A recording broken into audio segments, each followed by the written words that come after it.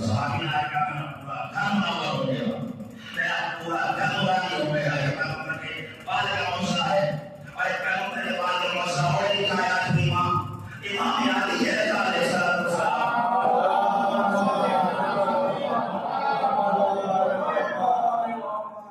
کیا زمانہ ہے مامون کا دربار لگا ہوا ہے. مامون کا بڑا علم دوست آیا کہ بلاتا ہے زمانہ سے کرتا. پھر شخص کے دربار میں آیا اور آنے کے بعد اس نے کہا کہ میرے پاس پیغمبر کے 8 بات ہیں. توجہ کریں کہ میرے پاس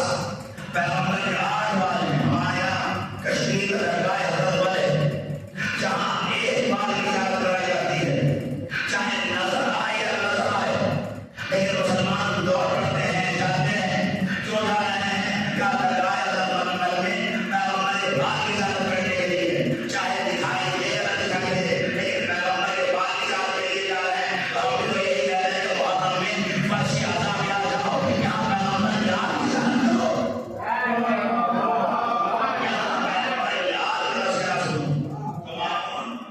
بڑا یہ دوست آئے شخص آیا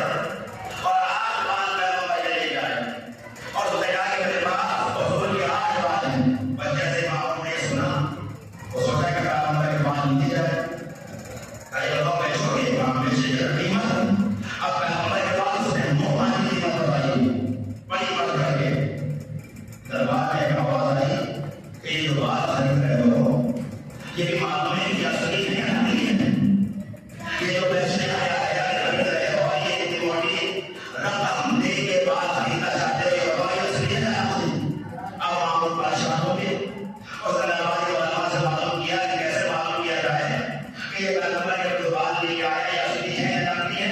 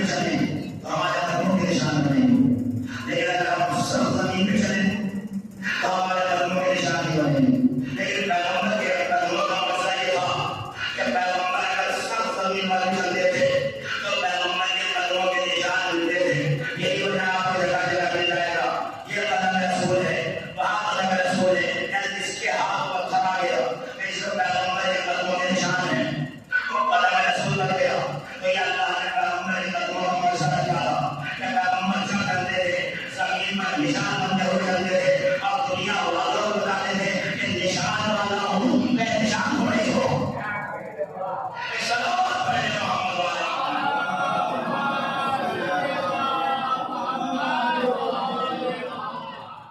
تو پیغمبر کے چار معجزہ ہے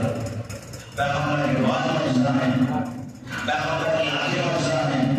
حقیقت کے پیغمبر کے رفتار کی معجزہ کی ہوگا کیا اللہ نے جس میں پیغمبر بھی تاثیر رکھی تھی کہ پیغمبر جس کے ساتھ بھی چلتے تھے اس میں ہمیشہ پیغمبر سربلند رہتے تھے ہمیشہ پیغمبر سربلند رہتے تھے ہمارے یہاں کیا ہے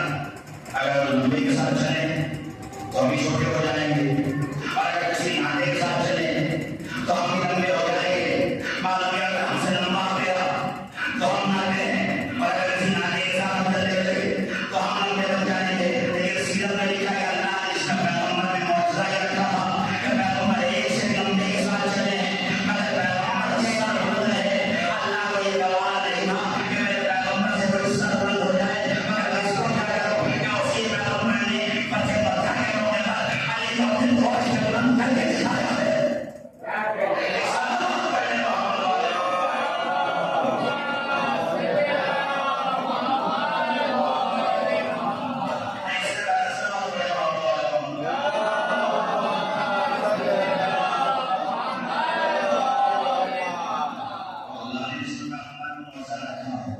آنکھوں کا معجزہ ہے کان کا معجزہ ہے ہاتھوں کا معجزہ ہے قدموں کا معجزہ ہے اس کا مطلب یہ کہ پیغمبر کا ظاہر جسم بھی ہمارے جیسا نہیں تھا اب دنیا کہتے ہیں نہ کہ ہم جیسے ہیں اب کہتے ہیں یہ کسی جیسے نہیں ہے اس لیے کہ اللہ نے ایک روح کے دو ٹکڑے کیے تھے ایک کو محمد بنایا ہے دوسرے کو علی بنایا ہے اللہ کے بنانے کا کہ ہم جیسے ہیں تو پیغمبر کی شان معجزہ ہے پیغمبر کے بعد معجزہ ہے اور پیغمبر کی آل کی معجزہ ہے اللہ نے پیغمبر کی آل کو بھی وسائل جات بنایا ہے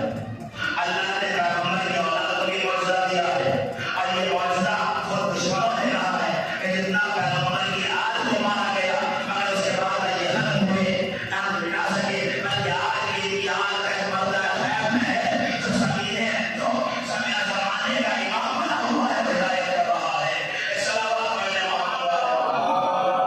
جب کہتے ہیں کہ سب ہم نبی کو نہیں پڑھتے ہیں ہم نبی کو ویسا پڑھتے ہیں جیسا اللہ نے نبی کو بنا کے بھیجا ہے ہم نبی کو یہ کہتے ہیں نہیں پڑھتے کہ نبی ہمارے جیسے ہیں جب ہم نبی کو پڑھتے ہیں تو ہم یہ کہتے ہیں کہ ان کی ظاہری باڈی بھی ان کا ظاہری جسم بھی ہمارے جیسا نہیں ہے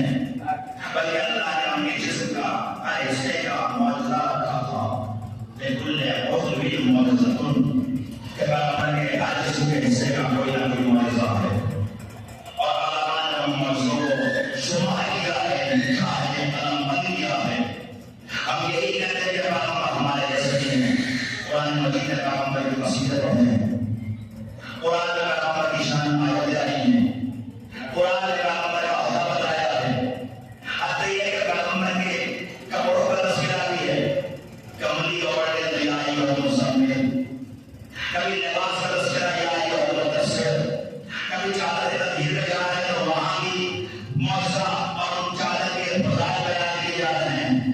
اگر پیغمبر جہاں بھی جا رہے ہیں قرآن پیغمبر کی قسم کھا رہا ہے قرآن نبی پیغمبر کی آنکھوں کی قسم کھا رہا ہے ما ذرا البصر وما طغى قرآن پیغمبر کی زبان کی قسم کھا رہا ہے انما یسرناہ بلسانہ قرآن پیغمبر کی زبان کی قسم کھا رہا ہے والشمس وضحاها قرآن نبی پیغمبر کے سینے کی قسم کھا رہا ہے الم نشرح لک صدرک قرآن پیغمبر کے قدموں کی قسم کھا رہا ہے تناف تدلى فكان قاب قوسين او ادنى